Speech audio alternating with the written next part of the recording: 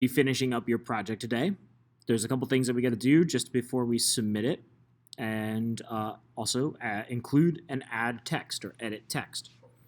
First, make sure that all of your layers here are good to go. They should be in a folder. Mine is example desert. So I'm going to collapse this little folder icon right here. You can see if you click that, all these get collapsed. My other examples will not be included in the file that you have, but you will have a text folder and a stocks folder. Go to stocks and click the expansion arrow right here where you see my cursor currently. That'll open up a few things. Cube Glow and Cube we're probably already on, but right now you can either pick Ground Texture 2 or Ground Texture 1 and eyeball them in and take a look. Or I guess you could show both if you would like both. There's just Ground Texture 1 and there's Ground Texture 2. I'm going to go with 2 for this. Leave everything else on, or no, actually, let's see what this looks like without it. Cube, this layer right here. Eyeball that out, and then go take a look at what you think. Some gaps may proceed with that, and we can go back in and fix those. So let's do that before we go over text. So up here where the stock folder or stocks folder are, collapse it, reopen yours, and think about which ones you might want to bring back in. I'm going to go to my top photo layer and click on that, but more importantly, click on the layer mask of that image. I want to zoom into these sections here because I think that's it. So I'm going to hold Command and hit plus a couple times as I zoom in. I'm going to use the left bracket to decrease my brush size. And I want to go down here to the bottom left and I want to swap that over to white. Again, I have the paintbrush tool chosen. You can see that right there. All right, tinier brush. And, oh, there we go, a little laggy. And I just want to go right around that edge and draw that image back in just to tidy it up. You can see your edges sometimes aren't super clean, so I'm going to decrease and swap to black.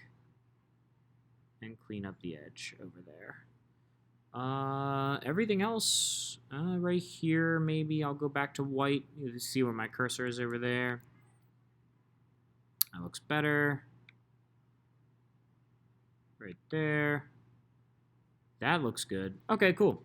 So that's all we had to do. Again, that was on the top photo layer. Now we're ready for text. So let's go ahead and collapse our folder with all of our images. And we want to eyeball in the text folder.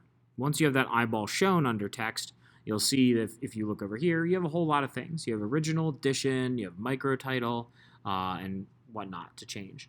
The number. This is probably the most important part of the whole bunch. There will be a list posted in class.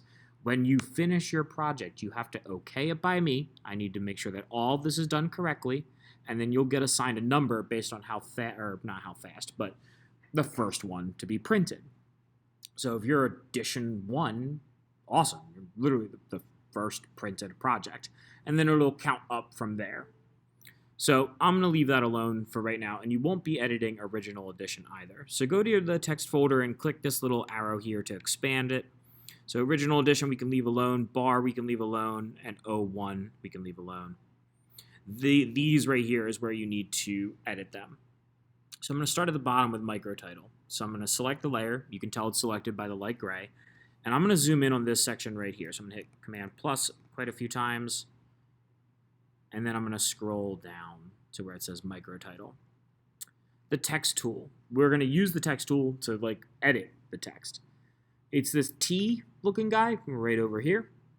You could also just hit T on the keyboard and that will automatically select it.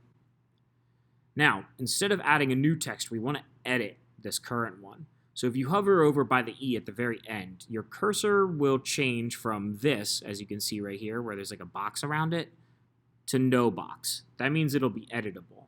So if you click and drag, you'll see that it'll select all of this. Now you can title your landscape. We'll call this, do this all in caps. So put on caps lock. I'll call it the dune. I should have put a worm in there. Oh well. All right. After that, you can go to where it says the next layer up, right here, if you could look over here, the first yada, yada, yada, you'll see the first edition of Lionville Micro Worlds. That's good. We could leave that one alone. Next one, official installment of Lionville Micro Worlds Gallery. Perfect. Move up again. Designed by. So it'll have my name first. So hover, once you have this layer selected, the designed layer right here, see where I'm scrolling on there, go over, hover over the R in Barber, and then click and drag to right here, and then you can type, oh, without caps lock on, your name. Then go to the next layer right here, contact, yada, yada. That's actually good too. You won't need to edit that. Where it says 01, select that layer and go up here to the top left. Let's say that you finish in 23rd. You're the 23rd student to print their project. You would type in 23 up there. And that's it. I'm going to zoom out a little bit. And that will be your completed file. From there, you're going to save it on the computer. So you're going to do File, Save As, and then hit Save on your computer. Once you hit Save on your computer, you're going to go over here to the left side, and you're going to choose Desktop. Or it could be right here. You can click this drop down and find Desktop.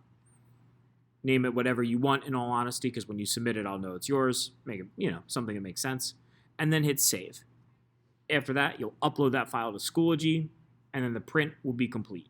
All right, congratulations.